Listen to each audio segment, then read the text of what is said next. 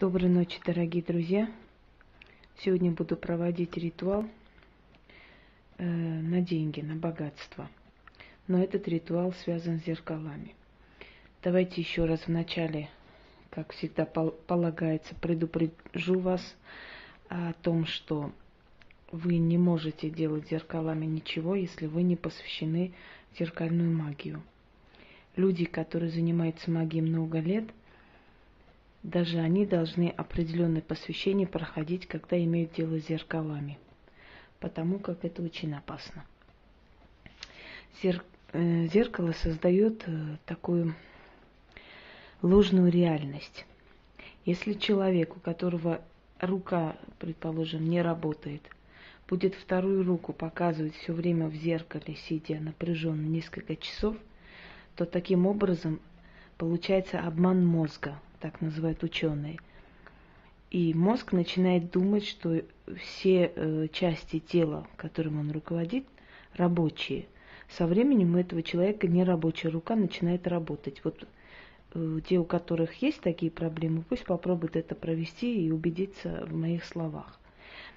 Вот точно так же зеркальные реалии, зеркальный коридор можно создать, когда мы проводим денежный ритуал. Показывая в зеркале купюру, мы показываем две купюры. А так как зеркало имеет бесконечное продолжение, вот созеркалие вот этой реальности, глади, да, тать потусторонняя называется, то наша одна купюра превращается в множество купюр. Сейчас я вам объясню логику этого ритуала и почему так проводится. Во-первых, берите желательно зеленую свечу, поскольку зеленая свеча это символ богатства, здоровья, успеха и так далее. Но если у вас нет зеленой свечи, то можете любую свечу. В принципе, здесь суть не важна именно цвет свечи, а именно ваша сила преобладает в этом ритуале. Следующее. Постарайтесь постелить красную ткань, либо белую, зеленую, ну, в общем, такую не пеструю, но однотонную, однако желательно не черную, поскольку черный цвет, он немножко другого уровня, подходит для других дел. Если у вас есть иностранная купюра, то лучше взять иностранную. Ну, по крайней мере, я делаю иностранную купюру, она получается быстрее и лучше. Берем 5 копеек или 5 рублей, как сейчас говорят. Луна не имеет никакого значения для этого ритуала. Луна может быть убыльная, луна может быть какая угодно.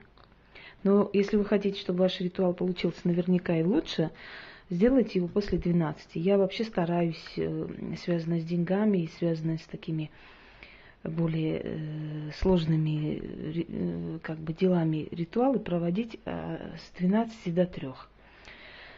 Хотя и другое время возможно, но постарайтесь в это время, поскольку в это время демонические силы и силы тьмы особенно сильны, а деньги дают как раз они.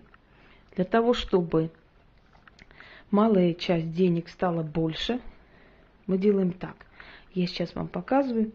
Мы 3 раза ударяем по этой купюре, пятеркой, и говорим определенные слова. Я сейчас это буду делать, а вы посмотрите, и для своих клиентов можете это сделать, то есть на купюру, взятую у клиента своего или пациента, как вы хотите называть, или там друга, не знаю кого, вы осуществляете вот данный ритуал, потом отдаете ему эту купюру, и он должен носить в кошельке и не тратить. Постараться не тратить несколько лет. И постепенно деньги будут приумножаться. Итак. Малый большего побил. Малый большего побил. Малый большего побил. 1 станет 2. 2 станет 3. 3 станет сотни. Сотни станет тысячи. Тысячи миллионы. Нет счета звездам. Нет счета моим деньгам. Вызываю дух денег до богатства. Приди, приди, приди. Принеси с собой богатство, удачу и деньги в придачу. Как в адовых чертогах полно злата серебра, так в мои закрома будет полно злата, серебра и всякого богатства. Да будет так. Заговариваю, заговариваю, деньги к себе привораживаю. Отныне и до веку мы будем вместе. Заклято. Вот это сделали. Как я вам уже сказала, собирайте эту купюру к себе в кошелек, ложите отдельно и храните.